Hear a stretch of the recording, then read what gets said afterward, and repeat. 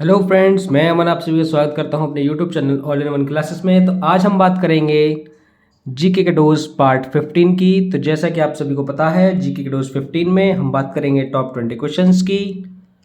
तो समय को वेस्ट ना करते हुए शुरू करते हैं। तो पहला क्वेश्चन है, सूर्य के द्रव्यमान का कितना प्रतिशत भाग हाइड्रोजन का होता है?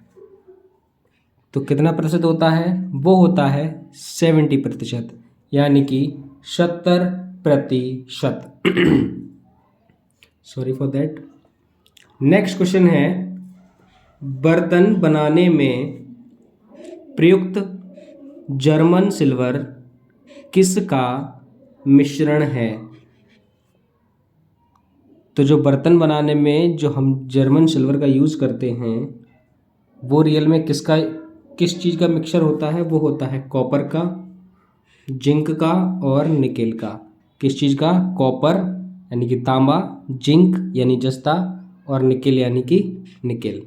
ठीक, नेक्स्ट क्वेश्चन देखेंगे। इलाहाबाद की संधि किस वर्ष हुई थी? तो इलाहाबाद की जो संधि थी वो किस वर्ष हुई थी? वो हुई थी 12 अगस्त 1756 ईस्वी में। कब हुई थी? 12 अगस्त 1756 ईस्वी में। नेक्स्ट है, भारत में चलित न्यायालय का विचार किसकी देन है? जो भारत में चलित न्यायालय है उसका विचार किसकी देन है? तो वो देन है डॉक्टर APJ अब्दुल कलाम की। किसकी देन है? APJ अब्दुल कलाम साहब की। फिर है, भारत में कृषि जोत का अधिकतम आकार किस राज्य में है? तो भारत में कृषि जोत का अधिकतम आकार किस राज्य में है? तो वो है राजस्थान। जैसा कि आप सभी को पता है, राजस्थान भारत का सबसे बड़ा राज्य है। अगला है, अंतर्राष्ट्रीय इको पर्यटन संस्था का मुख्यालय किस जगह पर है? तो जो अंतर्राष्ट्रीय इको पर्यटन संस्था है उसका मुख्यालय कहाँ है? उसका मुख्यालय है फ्लोरिडा।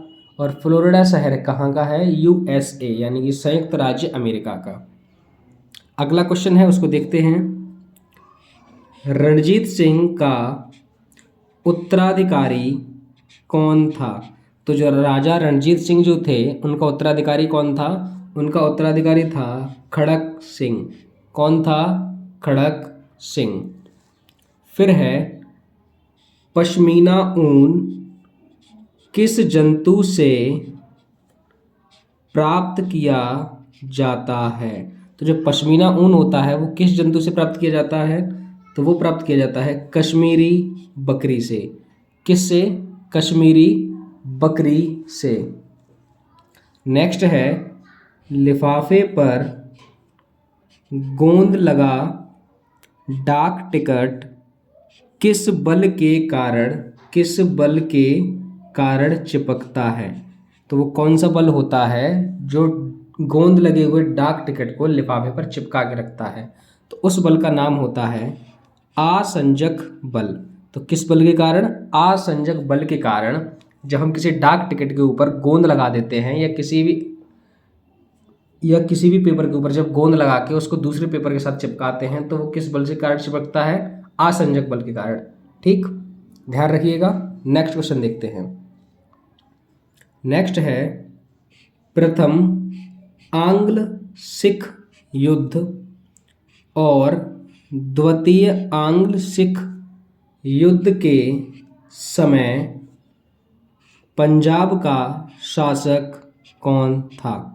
यानी कि जब पहला अंग्रेजों का और सिखों का युद्ध होता है और दूसरा जब अंग्रेजों और सिखों का युद्ध होता है तब पंजाब के राजा कौन होते हैं? तब पंजाब के राजा होते हैं राजा दिलीप सिंह। का नाम होता है उनका राजा दिलीप सिंह। अगले क्वेश्चन को देखते हैं।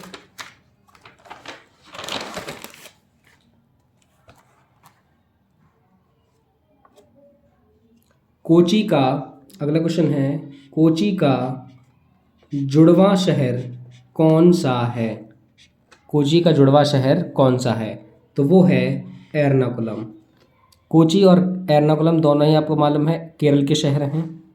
अगला है, किसे मानववाद का संस्थापक माना जाता है? तो मानववाद का संस्थापक किसको माना जाता है? पेट्रॉक को। किसे? पेट्रॉक को। फिर है आईडीबीआई यानी इडबी में भारत सरकार की हिस्सेदारी कितनी है? तो जो भारत सरकार की हिस्सेदारी है वो आईडीबीआई बैंक में कितनी है? वो है 52.7%। कितनी? 52.71%। नेक्स्ट है, जिस समय भारत को आज़ादी मिली उस समय कांग्रेस के अध्यक्ष कौन थे? तो आप सभी को मालूम है जब भारत को आज़ादी मिली थी 15 अगस्त 1947 को, तो कांग्रेस के अध्यक्ष कौन थे? जेबी कृपलानी साहब। और जेबी कृपलानी साहब एक चीज़ के अध्यक्ष और थे, वो थी भारतीय संविधान में झंडा समिति। किसके? भारतीय संविधान की झंडा समिति के। अगला है, अगला क्वेश्चन देखेंगे, सूचना का अधिकार कानून किस वर्ष लागू हुआ? सूचना का अधिकार कानून किस वर्ष लागू हुआ? तो वो लागू हुआ था सन 2005 में। कब लागू हुआ? सन 2005 में।